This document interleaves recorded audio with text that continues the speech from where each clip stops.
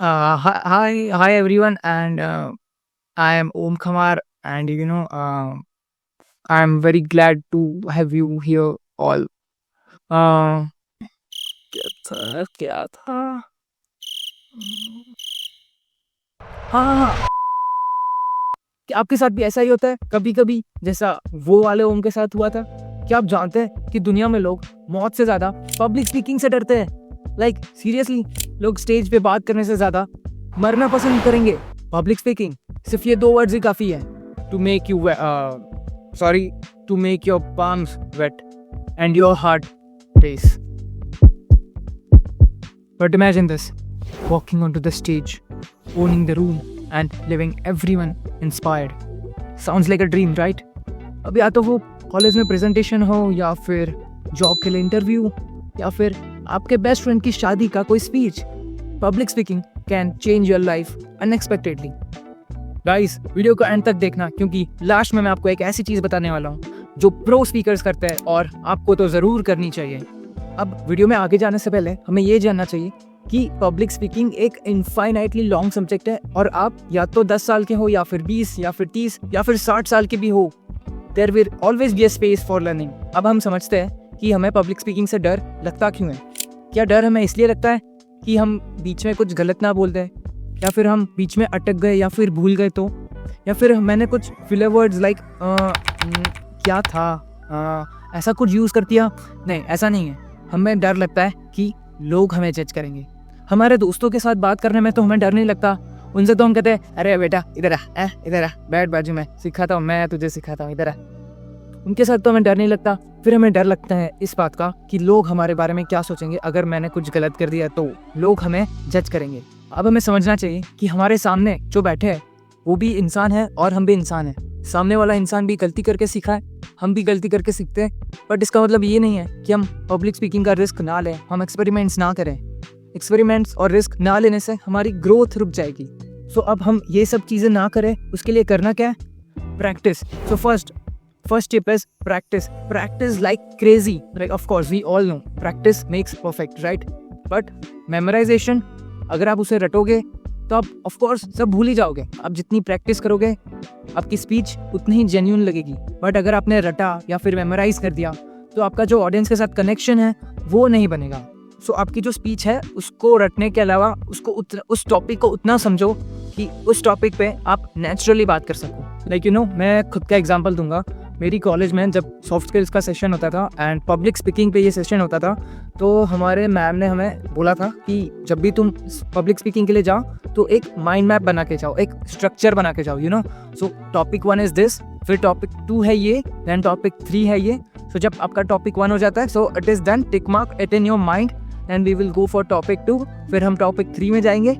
सो ये करने से आपको सारी लाइन्स, सारे वर्ड्स रटने नहीं पड़ेंगे, एंड एक छोटा सा माइंड मैप की वजह से आपकी पूरी स्पीच भी रेडी हो जाएगी। अब ठीक है, मान लिया ओम कि प्रैक्टिस तो हमने कर ली, अब उसके बाद क्या करना है? आगे क्या?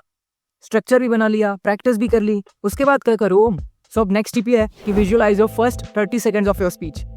लाइक इमेजिन आप स्टेज पे आ रहे हो, स्टेज पे आके आप खड़े रह गए एंड पूरे रूम को देख रहे हो, लोगों को देख रहे हो, आई कॉन्टैक्ट बना रहे हो, डीप ब्रीथ ले रहे हो, आप माहौल को समझ रहे हो कि चल क्या रहा है। इसके बाद शुरू होगी आपकी इंट्रोडक्शन स्पीच, राइट? सो इतने ड्यूरेशन को आप अपने माइंड में ही विजुअलाइज करो।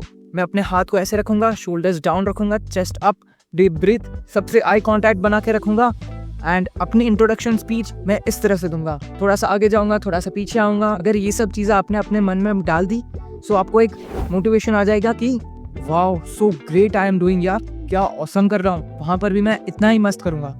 ठीक है, वो ये भी कर लिया, पहले 30 सेकेंड भी मैंने विजुअलाइज कर दिए। बट व्हाट इफ इसके बाद भी अगर कुछ गड़बड़ हो गई तो उसके बाद मैं क्या करूँ? So third tip is master your body language. Words are important but your body language shows genuineness. Your body speaks louder than words. Almost 93% of the communication is non-verbal. How you stand, how you move, how you use your hands can break or make your speech. Body language पे मैंने communication वाले video पे भी बात की, उससे एक बार ज़रूर देखना बॉडी लैंग्वेज को इम्प्रूव करने के लिए। अब आपने ये बहुत बार देखा होगा कि बड़े बड़े लोग, बड़े बड़े स्पीकर्स अपनी जब स्पीच देते हैं तो अपने हैंड जेस्चर कुछ ऐसा रखते हैं। इसे हकिनी मुद्रा कहते हैं। हकिनी मुद्रा करने से आपकी मेमोरी पावर, फोकस एंड आपका मेंटल हेल्थ इम्प्रूव होता है। अब आपकी पब्लिक स्पीकिंग को नेक्स्ट लेवल पे ले जाने के लिए आपको आपकी ऑडियंस को समझना पड़ेगा। वो स्टूडेंट्स हैं या फिर प्रोफेशनल्स हैं या फिर आपके फ्रेंड्स हैं। मैंने वीडियो में आगे भी बताया था कि जेन्युइननेस बहुत इंपॉर्टेंट है एक ऑडियंस और आपके बीच में कनेक्शन बिल्ड करने के लिए। अगर आपके और आपकी ऑडियंस के बीच में कनेक्शन वो बिल्ड नहीं होगी तो आपकी ऑडियंस आपको सुनना पसंद नहीं करेगी ऑफ कोर्स।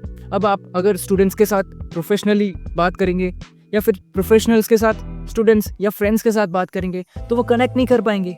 अब last but not least, handle your mistakes gracefully. लगता है आज मैं भी थोड़े मिस्टेक्स कर रहा हूँ। Even the best speakers mess up sometimes. The difference is how they handle it. अब आप बीच में कुछ भूलते हो तो take a pause, smile and move on. लोगों को नहीं पता कि आप बीच में कुछ भूल गए एंड आप क्या कहने वाले थे और आपने क्या कह दिया, बट आपसे कोई जेन्युइन मिस्टेक हुई है या फिर कोई इन्फॉर्मेशन गलत दे दी तो पॉज लीजिए एंड उसे उसी वक्त सुधारिए। A moment of silence is not awkward, it's powerful. जब आप आपकी स्पीच में थोड़ा सा पॉज लाता है, थोड़ा सा ठहराव लाता है, तो आपकी ऑडियंस को टाइम मिलता है आपके इन्फॉर्मेशन को एब्जॉर्ब करने के लिए, समझने के लिए कि आप क्या कह रहा हूँ। अब एक बार टेड टॉक में जब स्पीकर के स्लाइड्स काम नहीं कर रहे थे तो instead of panicking he just joke like आज तो स्लाइड्स को भी काम करने का मन नहीं लग रहा and but let's continue. And you know what, उन्होंने ये मोमेंट बहुत ही ब्यूटीफुली हैंडल किया and audience loved it. Public speaking is like any other skill. वो आपका वक्त मांगेगी, वो आपका efforts मांगेगी। Remember, every great speaker started from somewhere. Every pro was once a rookie.